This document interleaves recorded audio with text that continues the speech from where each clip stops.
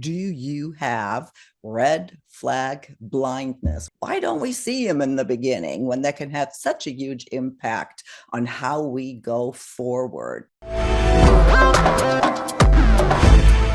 Thank you so much for joining us today on Second Act TV. Once again, I want to welcome back Sandy Weiner, the founder of Last First Date and the author of Choice Points in Dating and Love at Last. Sandy, thanks so much for being here again.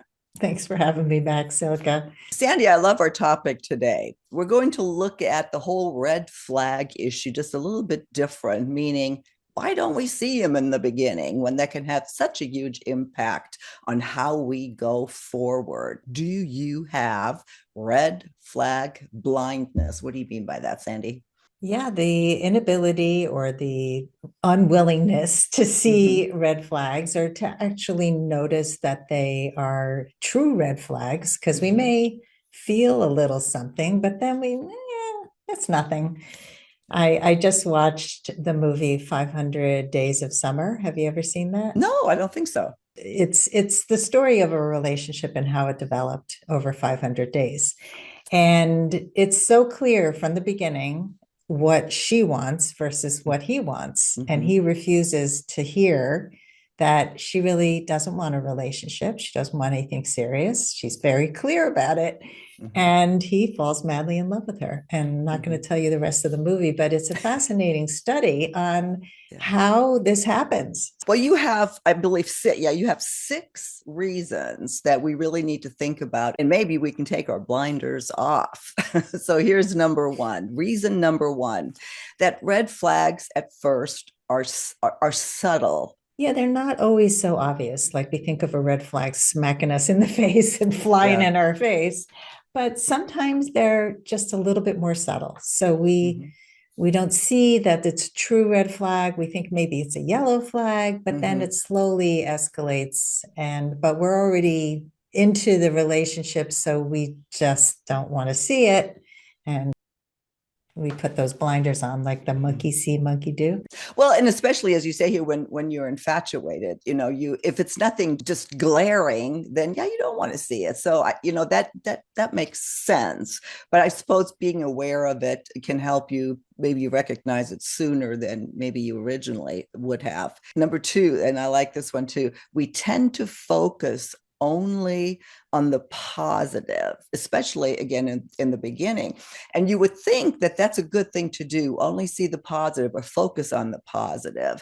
And it's a fine line. And that's my question to you. Where do you walk that line between only seeing the good to a fault and then just being too negative?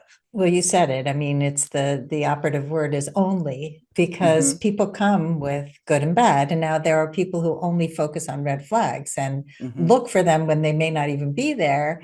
This is the opposite problem. It's the people who kind of Pollyanna everybody. Oh, they meant this to be a good thing, and give them the benefit of the doubt. And they're just, it's nothing. And you're just searching for the good. Now it's a common thing. Like when you're first getting to know someone, you want something to work out so badly that you're just focusing on, oh, wow, this must mean this. And he said this or she said that, and it means this. But then we overlook potential issues because we're focusing so much on wanting to make it work. Boy, again, I say this so often that, that's me to a T. It was me to a T. Everything was positive. Oh my God, another sign from the universe.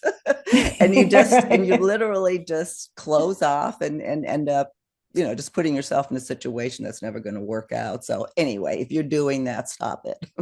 Stop it. Number three. Oh, that's another one we absolutely want to stop. We excuse the inexcusable, and we do tend to do that early on in the relationship. Yeah, people who make excuses. Oh, they're just tired. Oh, they just, they didn't mean it. They were just stressed out. That's why they did it. Well, they did it. They said it, they did it. That's concerning. So yes, somebody can make a mistake, but there's a saying in Hebrew that somebody by in Hebrew, it's kiso, kaso, and koso. Kiso is their pocket, their generosity or lack of. Kaso means their anger. and how they get angry, and koso is their drink and how they are when they're drunk. So you want to observe somebody's behavior and not excuse, you had too much to drink and you became abusive. Not okay. You were really stingy when it came to money. That shows a lack of generosity. Pay attention. It's all of these things are important, and we have to be able to be aware of these things and not excuse them. Well, and the operative word, I suppose, or as you have here, it's too many times. I mean, there is such a thing as forgiveness or letting it slip by maybe once, twice at the most. But all of a sudden, if it's a behavior, like if you see something the third time and it's really bothering you, yeah, absolutely. You cannot keep excusing it. And I know It's a that, pattern.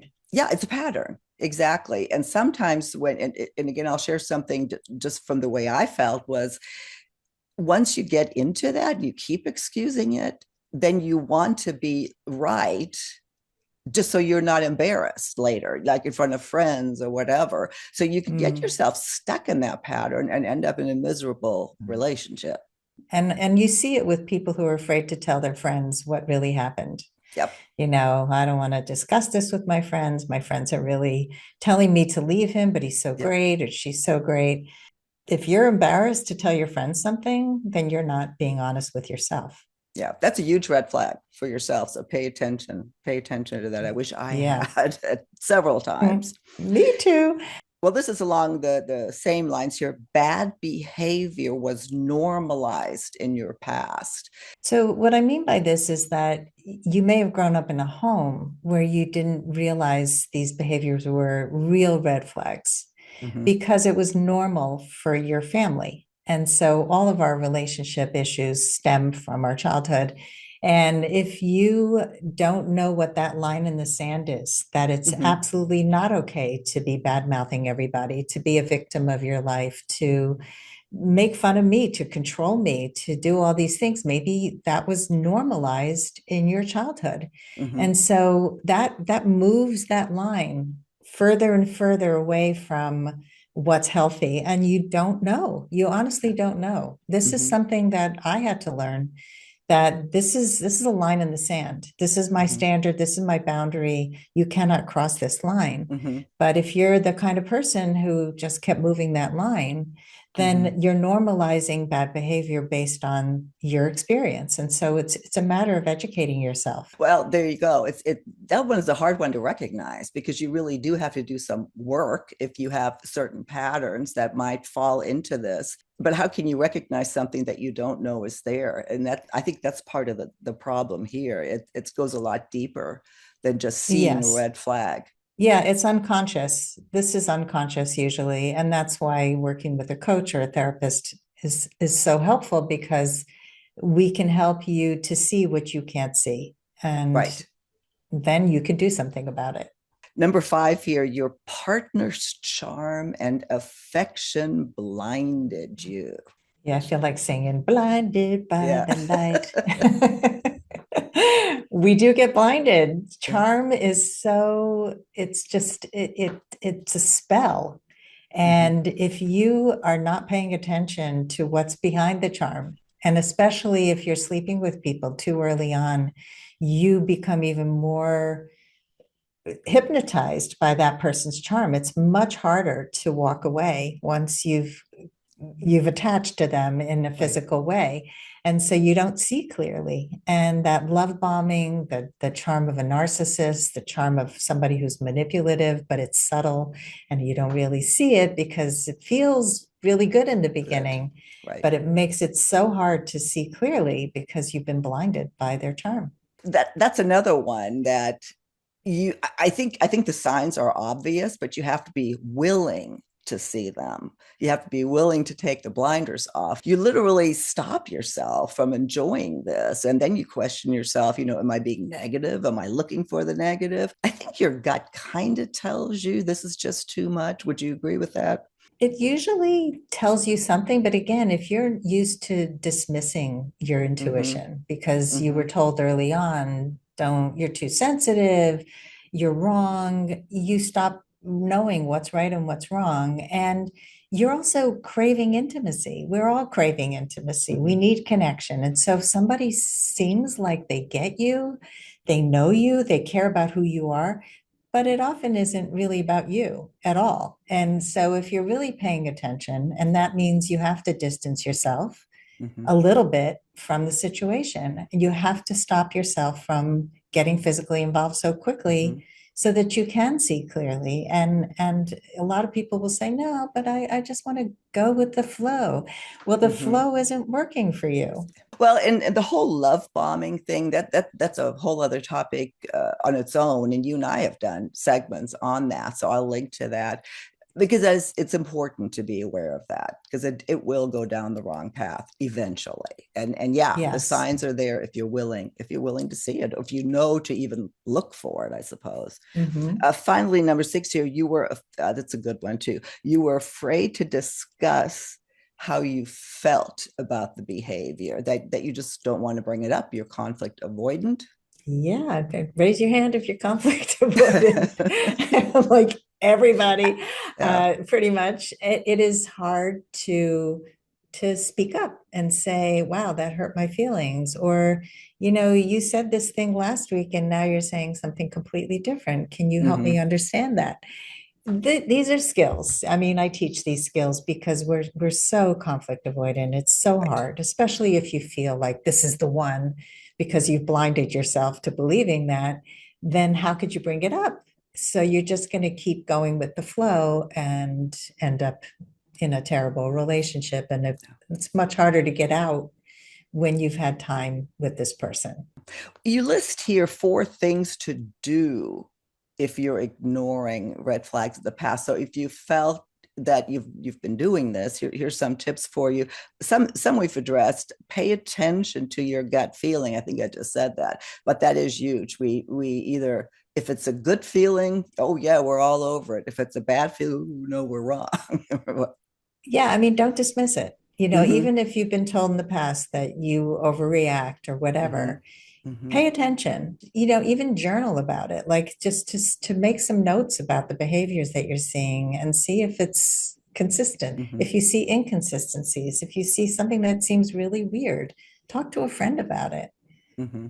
And then number 2 here, goes back to awareness, as you say, be aware of the most common red flags.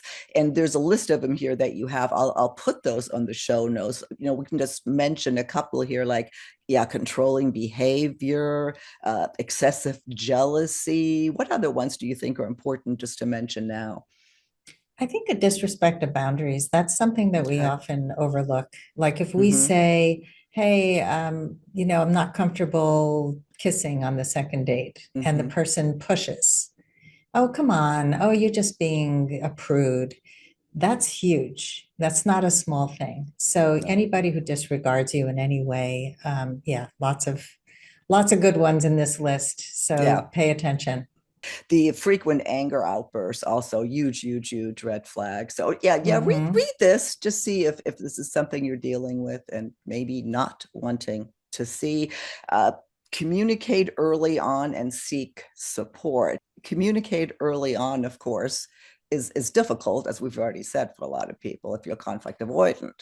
Right. But if you do have the courage to do it, and I encourage everybody to speak up if something is concerning, you want to see how they respond. Again, Mm-hmm. that's going to show you if they have anger outbursts or if they disrespect your boundaries. Mm-hmm. And that response is everything. Mm-hmm. If somebody talks nonstop and doesn't ask you any questions and you bring it up, if they get up and leave the table, that's a huge red flag. Don't Mm-hmm. dismiss it.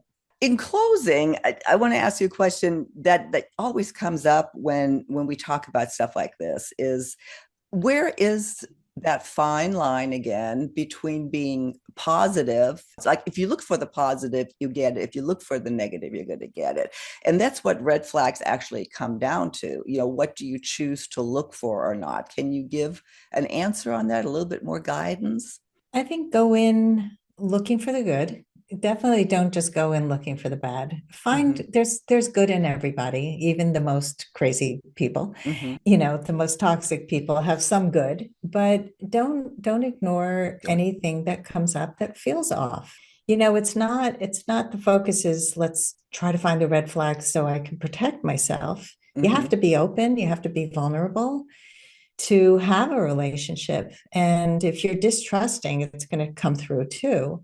So it's that healthy balance. I think about a job interview and Mm-hmm. you go in hoping that the job is going to work out. But if it doesn't, if you have an abusive boss, you don't want to stay. Right. But maybe there were some great signs at the beginning that this might be a great move for your Mm-hmm. career. But don't ignore the fact that you're not getting a raise when they promised, and Right. people are Mm-hmm. not true to their word. It's the Yeah. same thing. So if you can do it in one part of your life, do it in other parts of your life. Mm-hmm. Look for the good, be optimistic, Yeah. but with a healthy dose of realism. Be willing to see it and take the blinders off. I think that's Exactly. yeah, that's keep that in mind. Absolutely. Get rid of that red flag blindness. So Sandy, another great discussion, great advice. I appreciate your time. I will link to all of your information. Last first date. If you could use some help in this department, do give Sandy a call. She's a fabulous coach, has helped many of our viewers already. And just picking up, I pointed wrong again, the books. Choice Points in Dating, of course, is almost a at-home coaching with Sandy, but not with you there in person. It's a template to help you work out some of the things that you need to work on. And then Love at Last gives you the inspiration that, yeah, you can find love later in life. So, Sandy, thank you again. I look forward to our next conversation on Second Act TV.